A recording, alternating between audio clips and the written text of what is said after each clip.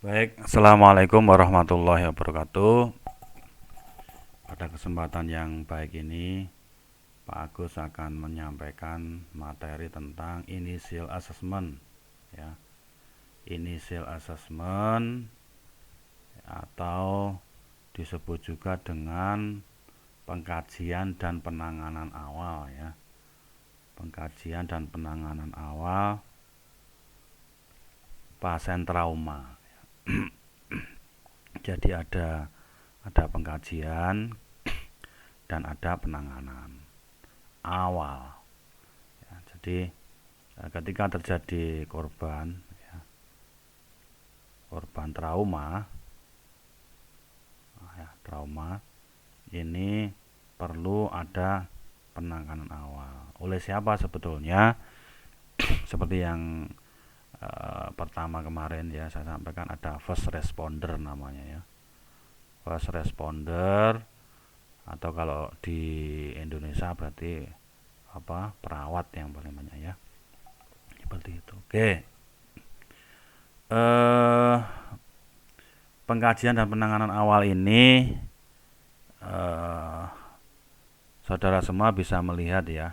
Nanti contohnya seperti ini, ada videonya, ya.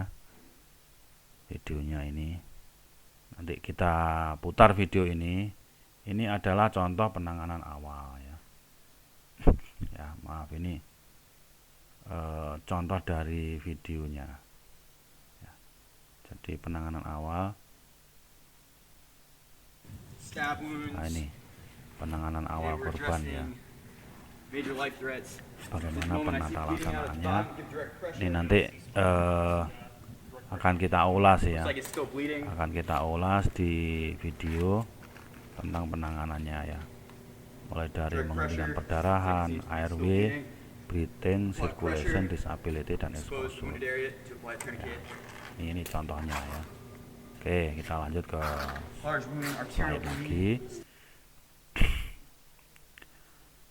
ya. Lanjut ke slide 2.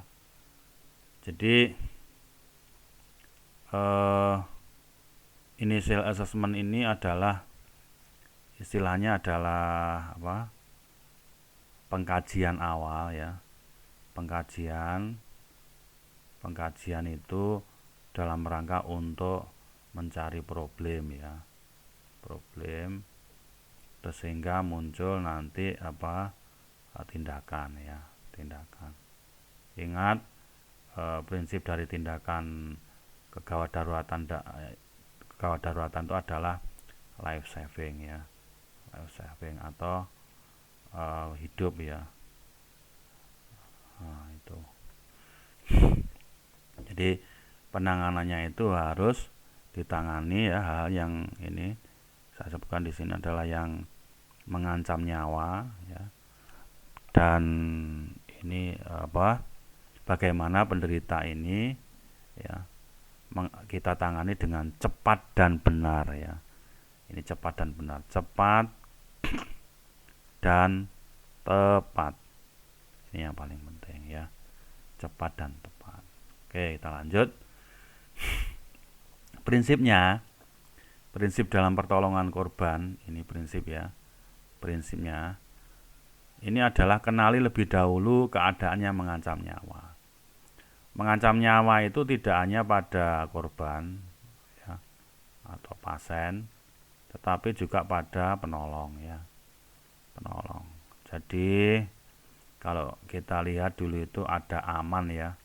Aman itu aman diri. Aman diri itu kita. Aman pasien atau korban, terus aman lingkungan, ya. Lingkungan itu juga harus aman. Oke, ini aman. Amannya harus Anda perhatikan. Nah, setelah aman itu artinya apa? Contoh, kalau pertolongan, ya, mungkin yang tidak aman, ya. Yang tidak aman, ya. Yang tidak aman itu, satu, arus listrik, ya. Itu tidak aman. Dua, kebakaran, ya. Itu tidak aman juga untuk penolong karena bisa keracunan monoksida, ya, karbon monoksida. 3 tenggelam. Coba Anda bisa berenang apa tidak? Nggak bisa berenang, nanti menolong orang yang tenggelam. Pernah terjadi di bencana banjir Ludoyo, itu ada teman-teman dari Unisba itu membawa perahu karet ya, bawa ke selatan. Ternyata begitu sampai selatan kena arus dari sungai. Ternyata yo ambiar ya, pecah perahu karetnya, dan ada 2 orang yang nggak bisa berenang ya. Begitu saya tanya, katanya tadi Anda SAR kok nggak bisa berenang. Ya Pak, saya SAR di SAR darat, SAR hutan. SAR hutan. Kalau SAR hutan ya susah ya. Kalau SAR hutan. SAR hutan itu ya darat, tidak bisa berenang ya. Oleh karena itu harus aman ya.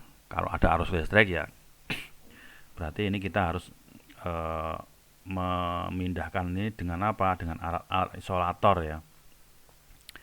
Alat isolator itu contohnya adalah isolator ya mungkin kayu ya, atau alat plastik ya.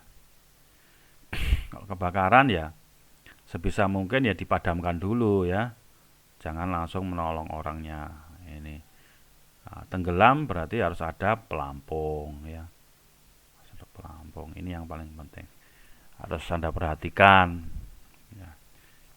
Baik, kita lanjutkan. Jadi prinsip kenali lebih dahulu keadaan yang mengancam nyawa, ma'rifatul medan, menguasai medannya dulu. Nah, lanjut. Nah, prinsipnya itu ya terdiri dari ini, kalau kita lihat ada 2, ada primary survey ya, dan ada secondary survey ya. Jadi primary survey atau ini disebut dengan survei primer, pengkajian primer dan pengkajian sekunder, menyusul ya. Ini awal, ini akhir ya, awal dan akhir. Nah, nanti kita lihat videonya, kita ulas lebih mengenal lagi nanti ya, lebih paham lagi. Sebelum dilakukan apa? Sebelum dilakukan namanya terapi definitif ya. Ini disebut terapi definitif. Terapi definitif itu artinya terapi yang menghilangkan penyebab atau ancaman. Ya, perdarahan, dihentikan perdarahannya, dijahit. Kalau itu terjadi robekan, jahit.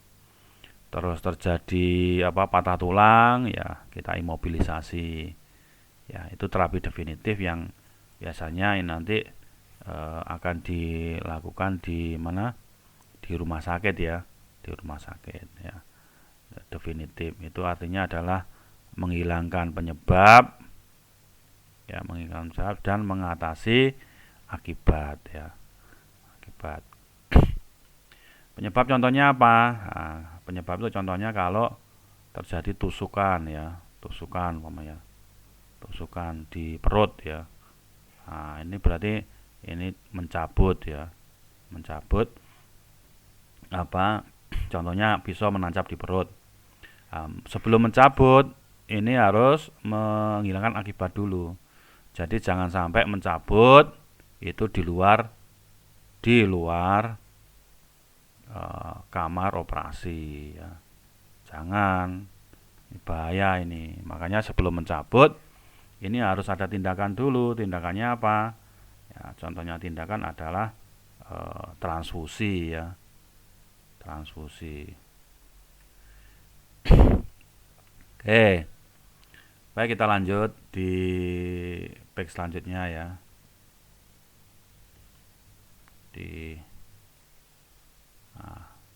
Lanjut.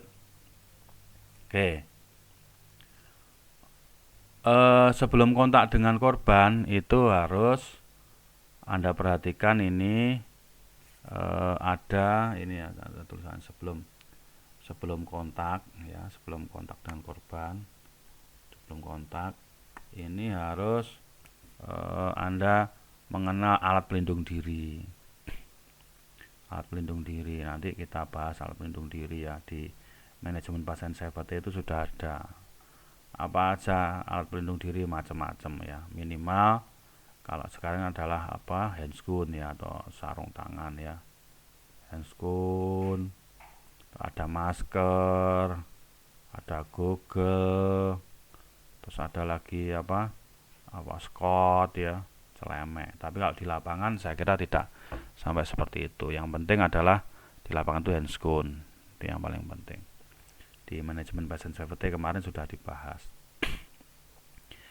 Terus yang pertama adalah ketika ada korban itu cek respon APVU ya, sudah saya jelaskan kemarin di pengantar kegawat daruratan ya, ada APVU, kepanjangan dari alert, pain, verbal, unresponsive. Alert itu sadar, pain itu dengan rangsangan nyeri ya, verbal itu omongnya gimana, ngomong ya, omongannya ngelantur apa tidak, unresponsive itu tidak respon ya, berarti nanti apa nggak bangun, dicubit tidak bangun, berarti unresponsive ya. Kalau tidak apa-apakan itu dia sadar, melek ya, membuka mata dan bisa diajak bicara, itu alert ya. Cek respon APVU ya. Lanjut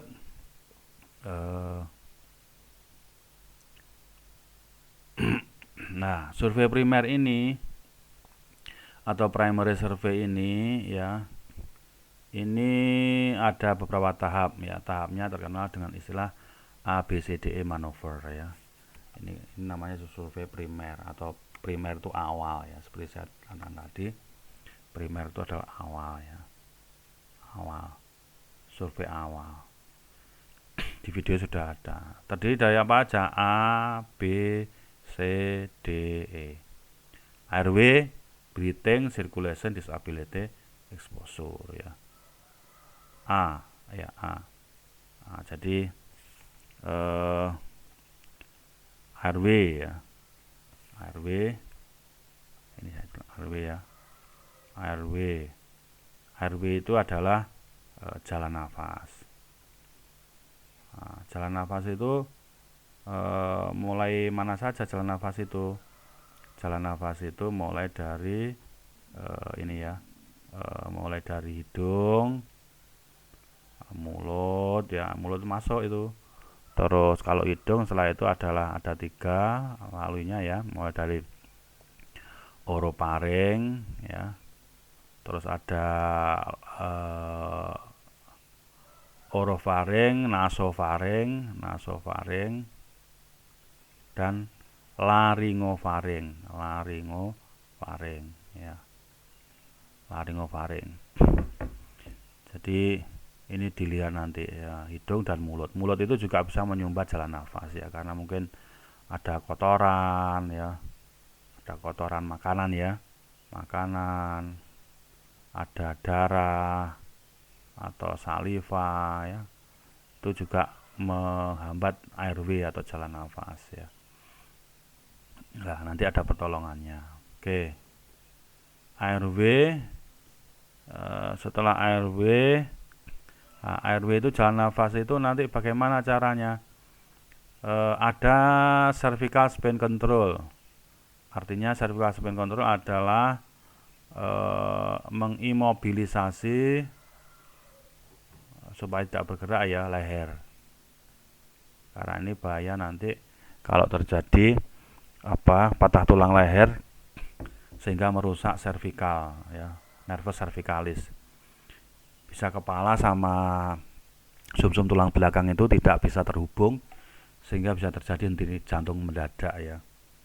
Oleh karena itu harus hati-hati pada cervical ini. Ya, nanti kita bahas dilanjut di slide selanjutnya. Lanjut breathing ya, breathing ya. Breathing ini ya, breathing nah, sini. Nah, breathing ini adalah nafasnya sendiri, terutama ini adalah di rongga toraks. Macam-macam nanti ada trauma di rongga toraks ya, breathing. Terus breathing itu nanti karena ini berhubungan dengan pernafasan, maka kita ada namanya ventilasi ya. Ventilasi. Ya, ventilasi. Jadi masih di dalam yang B ya, breathing, ada ventilasi. Ventilasi itu maksudnya apa? Ventilasi itu adalah memberikan bantuan nafas. Memberikan bantuan nafas nanti. Bantuan nafas atau pemberian O2 oksigen. Nanti ada tindakannya ya. Oke, yang ketiga adalah C, circulation ya. Sirkulasi itu yang paling penting itu adalah mengobservasi adanya perdarahan ini yang paling penting, dan hentikan secara cepat ya, hentikan dengan cepat, itu circulation, hentikan dengan cepat. Disability itu kesadaran ya. Ini disability ini berhubungan dengan neurologi saraf ya. Itu nanti ada pemeriksaan saraf, mungkin ada kejang ya, atau laterasi ya. Lateralisasi ini artinya adalah tanda-tanda PTIK ya, PTIK atau peningkatan tekanan intrakranial ya, intrakranial. Nah, peningkatan tekanan intrakranial itu apa tandanya? Banyak ya. Nah, ini saya jelaskan sedikit tentang apa intrakranial ya. Nah, peningkatan intrakranial di bawah ya, sini ya. Oke. Jadi PTIK atau intracranial pressure ICP ya. IICP, increase intracranial pressure ya. Increase intracranial pressure. Ini adalah peningkatan tekanan di kepala. Kalau lihat kepala gini ya. Nah, ini tekanan mata ini. Di sini apa? Otak kita. Otak gitu ya. Di sini ada tulangnya.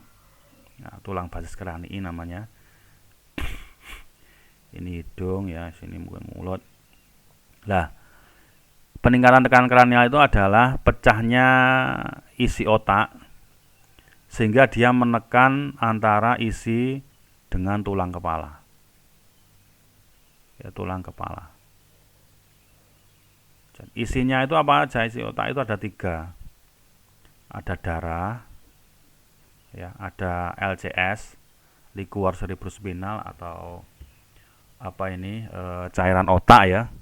Dan yang ketiga itu adalah massa otak ya, massa otak ya. Jadi peningkatan tekanan darah itu contohnya apa? Perdarahan, trauma kepala ya, trauma kapitis dulu ya. Oke, trauma kepala. Terus setelah trauma kepala apa? Contohnya lagi adalah CVE atau stroke. LCS itu contohnya apa? Hidrosepalus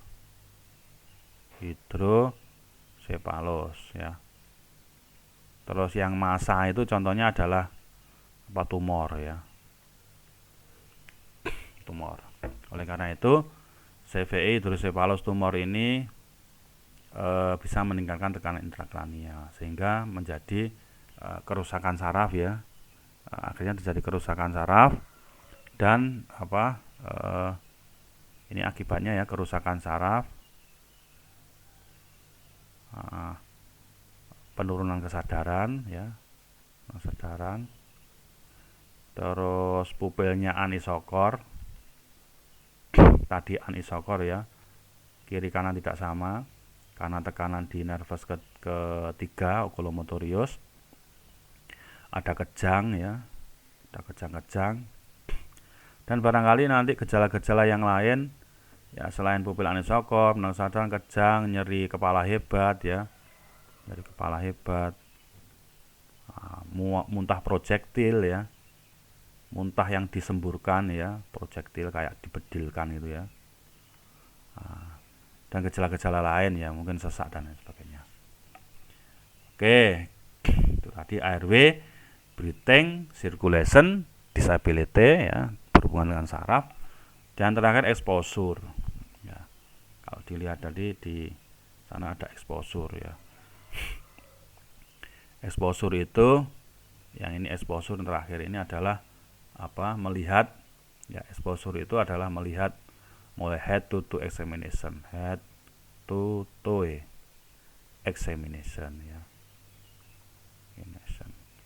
Pemeriksaan dari ujung kepala sampai dengan ujung kaki, examination. Udah ya. Dari sini semoga bisa dipahami ya.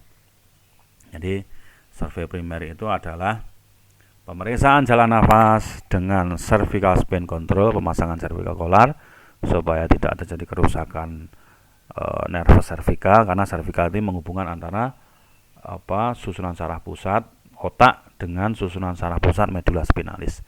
Nah, kalau ini putus bisa gangguan jantung ya, atau henti jantung mendadak. Yang kedua breathing, nafasnya ya, terutama dada, ya, ada trauma torak dan lain sebagainya, itu diperhatikan dengan pemberian ventilasi. Circulation itu adalah kontrol perdarahan, direct pressure dan lain sebagainya, nanti saya jelaskan di bawah. Oke. Disability dan exposure. Oke, lanjut. Ya, yang pertama adalah airway ya. Airway. Airway ini adalah jalan nafas. Ya, kita lihat di sini airway itu adalah jalan nafas. Tadi sudah saya sebutkan jalan nafasnya. Kita airway ini yang paling kita perhatikan ini adalah ketika terjadi fraktur servikal ya. Kalau kita lihat ini, kita gambarkan ya. Ini seandainya otak itu ya, otak ya. Otak besar, cerebellum, dan ini ada medula spinalis ya, di bawah sini. Seperti ini. Ini cervicalis ya, cervicalis, thoracalis ya, lumbalis, sakralis, terus terakhirnya adalah coccygeus ya, coccygeus. Otak itu ada frontalis, parietalis, temporalis, occipitalis ya, yang belakang. Ini otak besar, cerebrum ya, cerebrum, dan otak kecil ada cerebellum.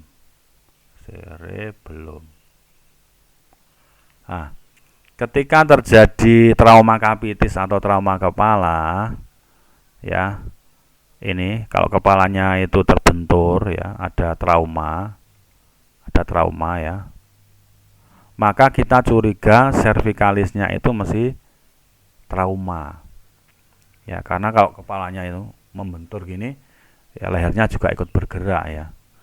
Oleh karena itu pada trauma kepala atau trauma kapitis kita harus curiga adanya fraktur servikal. Fraktur servikal itu apa saja yang kita curiga? 1, trauma kapitis. 2 adalah multi trauma ya, traumanya itu banyak, multi ya. Dan yang ketiga ada luka tumpul di atas klavikula. Jadi kalau kita lihat ini leher, ini klavikula ya, klavikula. Kalau di atasnya ini ada luka sini, maka kita curiga dia itu patah tulang klavikula, kita curiga patah tulang leher juga. Ya, ini yang perlu diperhatikan. Ya, bila curiga fraktur servikal, maka lakukan fiksasi kepala. Fiksasi itu artinya mencegah supaya kepala tidak bergerak ya. Ini fiksasi ini ya. Jadi fiksasi ini adalah mencegah ya, agar mencegah kepala bergerak. Nah, mencegah kepala bergerak dengan apa? Dengan pemasangan cervical collar, atau orang nyebut juga collar brace ya. Ada cervical collar ya, seperti itu. Jadi kalau ini leher, ini nanti ada alat ya yang dipasang di leher ya, begini.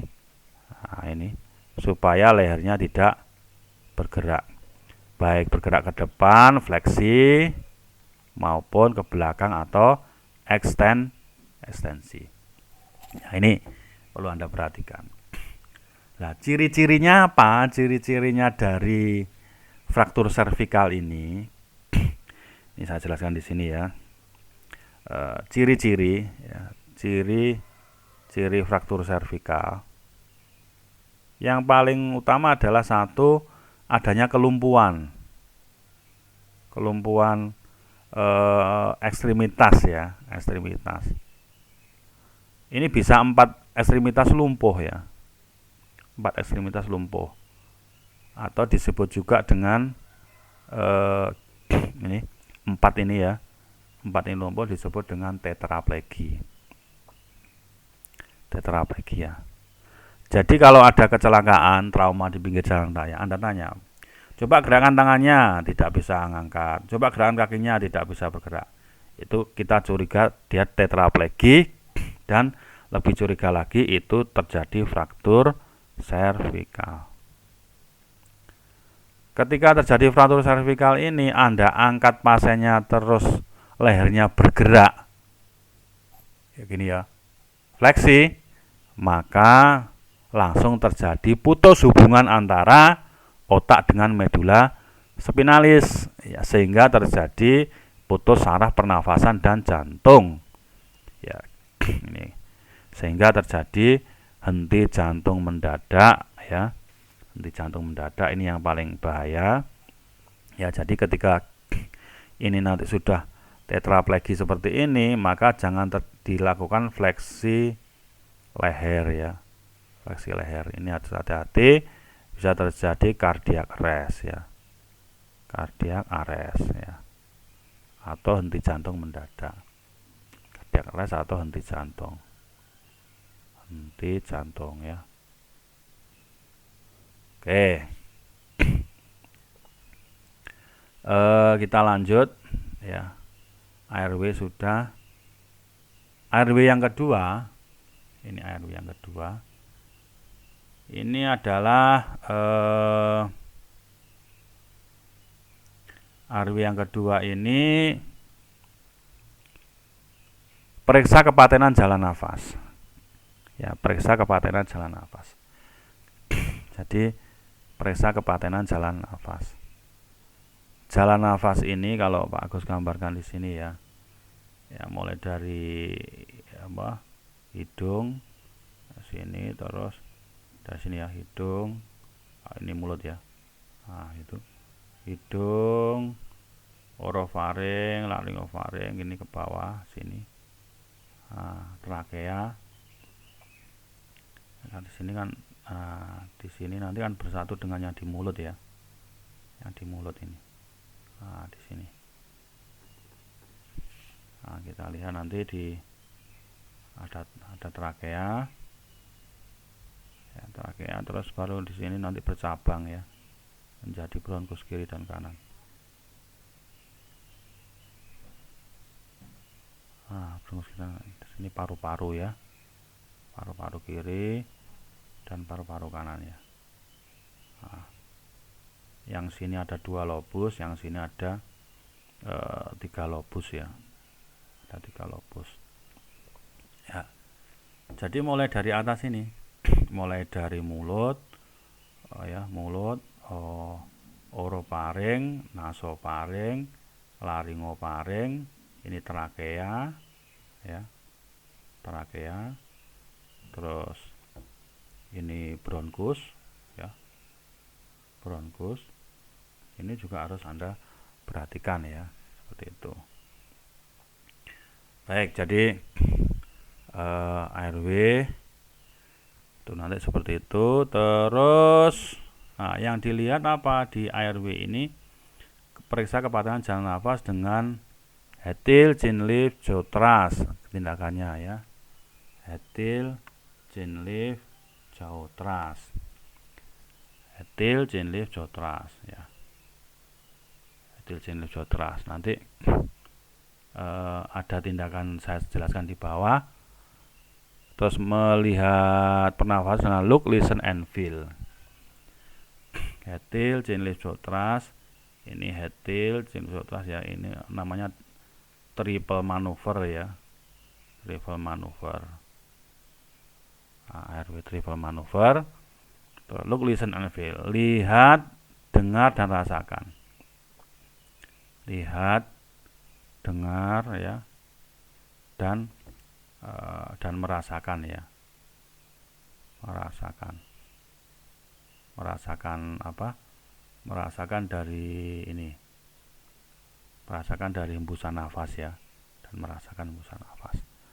Mendengar, melihat pengembangan dada, mendengar suara nafas, dan merasakan hembusan nafas. Oke. Barangkali untuk session pertama itu dulu dari Pak Agus ya, mohon maaf. Ini nanti kita lanjutkan di session kedua, breathing, circulation, disability, dan exposure. Terima kasih. Assalamualaikum warahmatullahi wabarakatuh.